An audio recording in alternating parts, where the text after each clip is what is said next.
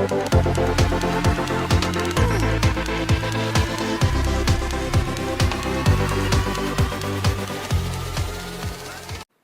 homme qui t'aime, il te respecte. Un homme qui t'aime t'épouse. Un homme qui t'aime, il attend. Un homme qui couche avec toi, c'est comme quelqu'un qui entre dans une maison, il n'a pas payé la garantie, le loyer. Bien aimé, c'est un squatter. Il a squatté. Il a squatté. Tu t'imagines, tu as une maison, tu l'as construite, achetée par des économies, tu as peint la maison, et un matin, tu vas visiter ta maison vide, tu trouves toute une famille qui habite. Ndeko. Aux endroits où on a présenté. Quand tu couches avec une femme que tu n'as pas épousée, c'est ce que tu fais. Ok, vous faites un ndako, vous faites le côté. Vous encouragez. Et même pire, vous tabassez même vos fiancés. Et toi, ma soeur, tu restes. Petit que vous voyez l'inangaza brutal. Yo vraiment ça chidingi pensa. Chidingi. Il t'a pas doté, il couche avec toi et il te tape encore. Et tu repasses les habits, tu prépares la nourriture. Mais yo tu gali kazemite. Non, non, non et non. Et non, et non. Alléluia. Non, non, et non, et non. Et non. Ayez de la personnalité. Tu as une destinée. Dieu a un plan pour toi. Et tu ne vas pas enterrer ta spiritualité pour un homme et un homme qui est patient. Oh non, c'est parce que dans notre famille, il y a l'esprit de célibat. Non, c'est toi qui as l'esprit d'impatience. Donne-moi la main, je vais parler. J'aimerais encourager les sœurs qui commencent à avoir 40 ans. Tenez bon, tenez bon. N'acceptez pas n'importe qui parce que l'âge a avancé. Tenez bon, tenez bon. N'acceptez pas n'importe quoi parce que les parents se moquent de vous. Tenez bon. N'acceptez pas n'importe quoi parce que vos petites sœurs se sont mariées. Car la plupart des sœurs commettent des erreurs lorsqu'elles commencent à grandir. Elles commencent à diluer les principes. Plus l'âge augmente, plus elles diluent. Je n'épouserai qu'un chrétien, plus l'âge avance. Attends, pagan n'a changé. Un homme s'il me demande, je refuse. Ndambukak. Oui, beaucoup de sœurs, quand l'âge avance, et qu'elles voient leurs petites sœurs, et à cause des pressions que nous avons dans nos familles, même à l'église, mes frères, nous devons des fois parler à nos sœurs célibataires âgées, avec beaucoup d'amour, parce que nous ne savons pas ce qu'elles endurent. Ces sœurs-là pouvaient même être deuxième femme de quelqu'un. Il y a des sœurs qui viennent, pasteur, tous les hommes qui viennent, c'est pour que je sois deuxième femme. C'est toujours des maris d'autrui. Pourquoi il est déjà âgé? Et ce sont des personnes âgées qui viennent, et les personnes âgées sont déjà mariées. Et les jeunes ont peur d'une sœur âgée. Alors elle tient bon, dans la sainteté, dans la pureté. Au lieu qu'à l'église, on puisse les parler avec amour, encouragement, on se moque d'elle. Eh ma sœur Toulier, eh Yopenzakan, au lien des célibats et tout. Tu sais ce qu'elle endure? Combien de noms elle dit à des hommes? Car sachez que les sœurs qui ont cet âge-là sont courtisées par des personnes très adultes, qui recherchent des femmes mûres, à qui elles peuvent tout donner. Et ces sœurs refusent. Elles se gardent. Mais à l'église, on la remplit de honte et de tout le reste, alors qu'elle peut avoir des millions en sortant avec un grand homme. Tenez bon, mes sœurs. Et si même tu dois mourir seul, meurs avec Jésus. Amen. Oui, nous devons aussi dire cela. Alléluia. Si tous ceux qui viendront seront des aventuriers et des aventuriers, meurent sans un homme, au moins tu as gagné le royaume des cieux. Ah oui, Jésus est plus important que le mariage. Jésus est plus important que le mariage. Jésus est plus important que le mariage. Il ne faut pas se marier à tout prix. Il faut bien se marier. Il ne faut pas se marier à tout prix. Si tous ceux qui se présentent vont te rendre malheureuse, ma sœur, vis seule avec Jésus. Sois comme la prophétesse Anne. Tu verras le roi. Amen. Pourquoi il faut éviter les relations intimes avant le mariage? Parce que les impudiques ne seront pas enlevés. Parce que les impudiques iront en enfer. Vous savez que les impudiques iront en enfer? Oui. Le Dieu qui t'a créé, si tu es impudique, il te jette dans le feu. Le Dieu d'amour qui est mort à la croix pour toi, qui a versé son sang, si tu es impudique, il te jettera dans le feu. Ne pense pas que tu es exceptionnel. Moi, j'ai une grâce particulière avec Dieu. Je peux me permettre de faire n'importe quoi. Je finirai au ciel. Ça, c'est ta propre Bible que tu viens d'inventer. Apocalypse 22, versets 14 à 15 nous dit ceci. Heureux ceux qui lavent leurs robes afin d'avoir droit à l'arbre de vie et d'entrer par les portes dans la ville. Dehors les chiens, dehors les enchanteurs, dehors les impudiques, les meurtriers, les idolâtres et quiconque aime et pratique le mensonge. Dehors, dehors, en dehors de la nouvelle Jérusalem céleste, les impudiques. Pourquoi tu dois éviter les relations sexuelles avant le mariage? Pour ne pas aller en enfer. Pour ne pas aller en enfer. Car si tu meurs impudique, tu vas en enfer. Même s'il y aura un prêtre qui viendra avec l'eau bénite, avec l'encens, ça ne fait rien du tout. Je viens d'un deuil. Il y a un prêtre qui est venu à la fin avec de l'eau. Il a jeté sur les corps. Il a dit que la maman est allée au ciel. Ah, j'ai dit, Ozabanguya makasi papa oyo pesa Ozabanguya. Eh, kaka na mai kaka memi mtulo là.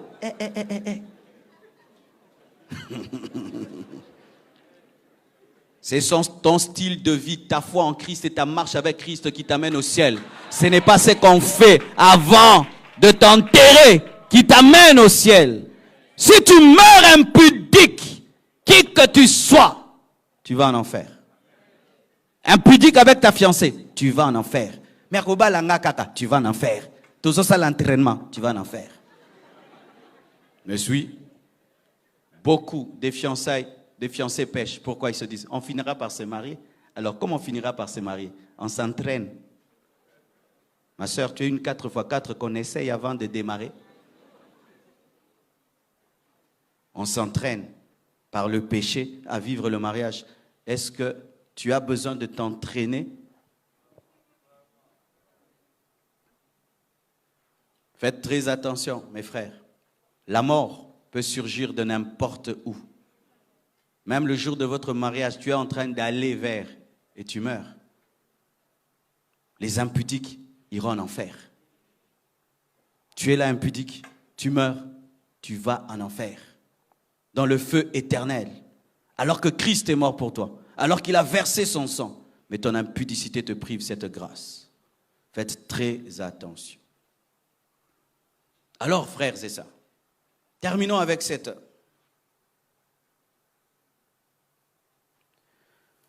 parole de Paul.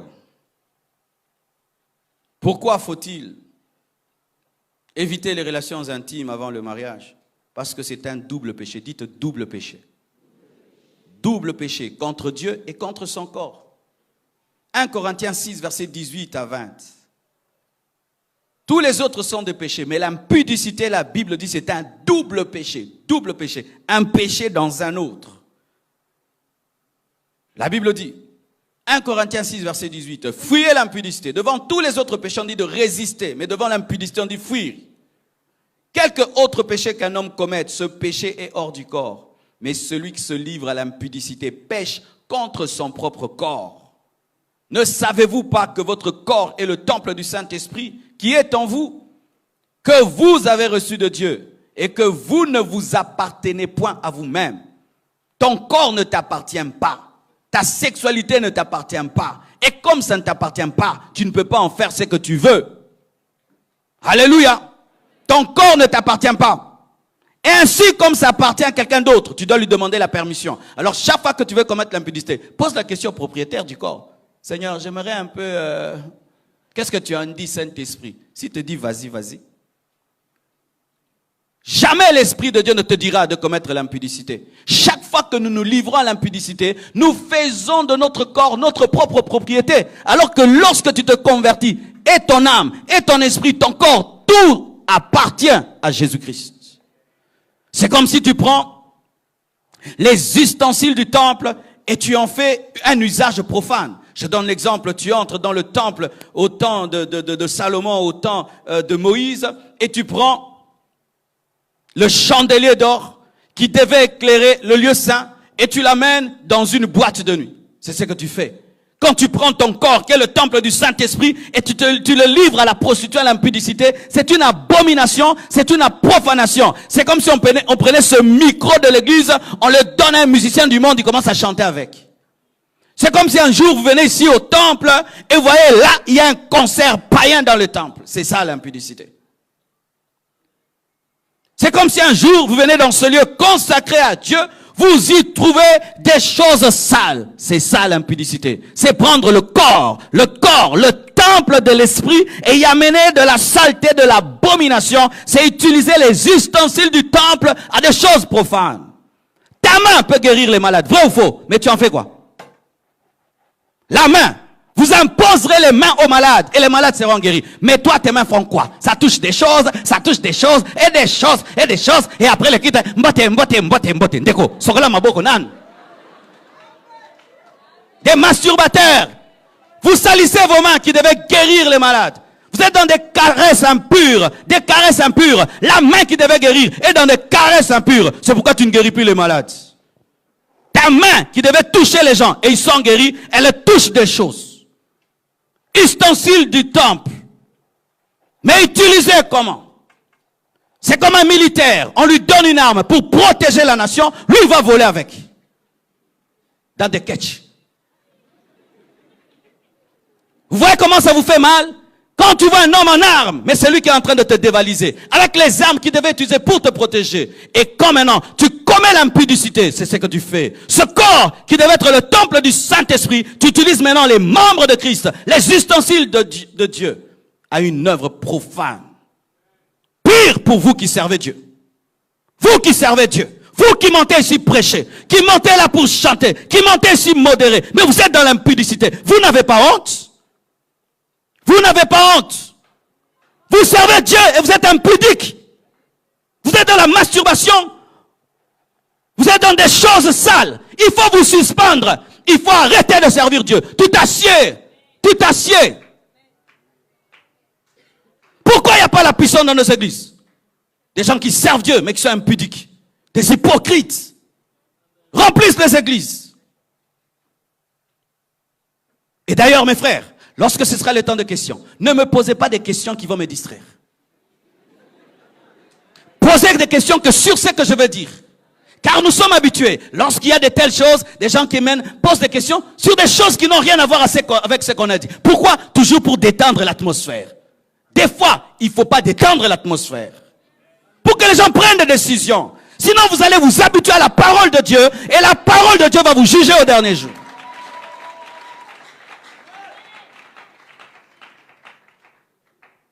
Bien-aimés frères et sœurs, l'homme qui commet l'impudicité pêche contre Dieu, il pêche contre son corps. Car quand tu te convertis, ton corps devient spécial, ça devient un temple du Saint-Esprit. Le Saint-Esprit est Dieu. L'univers ne peut contenir Dieu, mais lorsqu'un homme croit, il peut contenir Dieu dans son corps. Quel privilège, quel mystère! J'aimerais terminer d'ailleurs. Regardez. Quelqu'un va dans l'occultisme. Il fait un pacte avec un démon. Dès que le démon entre en lui, on lui donne des principes. Tu ne vas plus manger ça, tu ne vas plus boire ça. À telle heure, tu dois faire ça. Tu vois, la présence de l'esprit en lui le change. Et il commence à ressembler au démon qui est en lui. Mais nous avons reçu le Saint-Esprit. C'est un esprit de propreté, un esprit de pureté. Comment tu as le Saint-Esprit avec toi, mais tu es en train de coucher avec une femme qui n'est pas ta femme? Le Saint-Esprit se sent comment dans ce corps? Est-ce que vous avez déjà senti, vous avez déjà compris ça? Tu as le Saint-Esprit en toi, mais tu es en train de coucher avec une femme qui n'est pas ta femme. Avec un mari qui n'est pas ton mari. Le Saint-Esprit se sent comment dans un tel corps?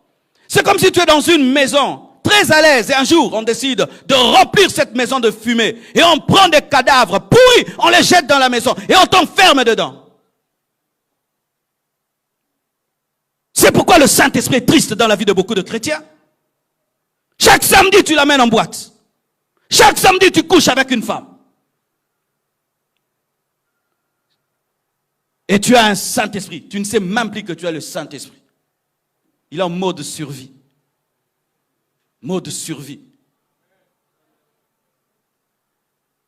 Je vous assure, mes frères et sœurs, nous devons décider de pratiquer la parole de Dieu et de vivre la parole de Dieu et ne pas nous laisser influencer par le modernisme. Amen. Hein? La Bible reste la Bible, même si on est au 21e siècle, on ne corrigera pas la Bible pour devenir une église cool. Une église cool. Une église cool. Frères et sœurs, je suis sûr que certains en écoutant disent, c'est bien, mais que faire? Écoutez ce que Paul dit. Ne savez-vous pas que vous êtes le temple du Saint-Esprit? Alors je comprends que Paul invitait l'église de Corinthe à la révélation. L'un de mes secrets dans le domaine de la sanctification, ce n'est pas la discipline, c'est ce que je connais. La révélation de la parole me sanctifie. Je ne dis pas que je suis le temple du Saint-Esprit, je sais, j'ai la révélation que je suis le temple du Saint-Esprit. Et il est connu à l'église Compassion. Une sœur qui me tente, je te tape. Oui, c'est connu. Na obetio. Avant secrétaire, na betio pesali kofi. 1. Présent d'impolitesse. 2. Ongo boma vinanga na se défendre.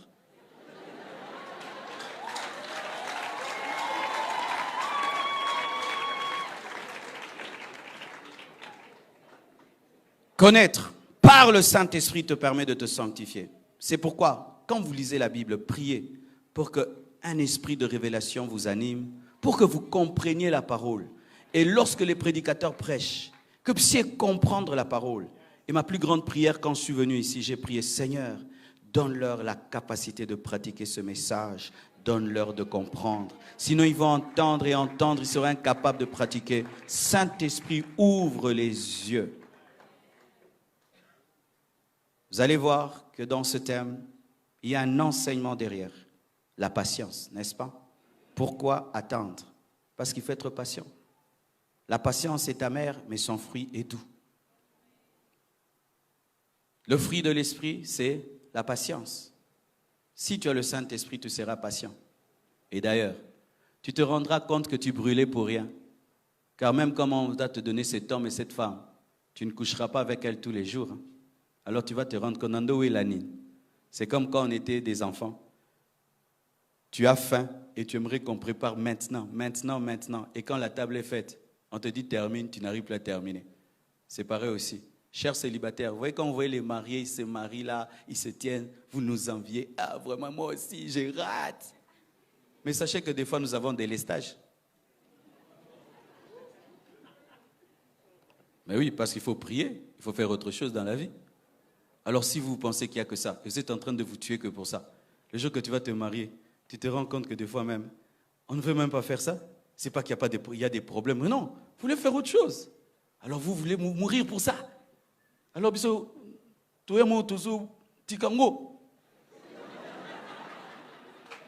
est-ce que les mariés peuvent dire amen? Est-ce que je mens? Oui, les mariés peuvent vous dire c'est la vérité. Moni loko suka ndezo bomabino. Eza biloko na yo za kimio rolia. Rolia au calme, je m'au boy un peu rolia. Car si on te prend, mon frère, avec la femme-là que tu aimes beaucoup, on vous enferme dans une même chambre, on dit pendant une semaine, tu vas vous dire, alors, pourquoi tu vas mourir pour une chose que tu auras? Dis à ton voisin, pourquoi tu vas mourir pour une chose que tu auras? Pourquoi tu vas te tuer pour une chose que tu auras? Tu auras, ça, sois patient, sois patient, sois patient. Que Dieu vous bénisse abondamment.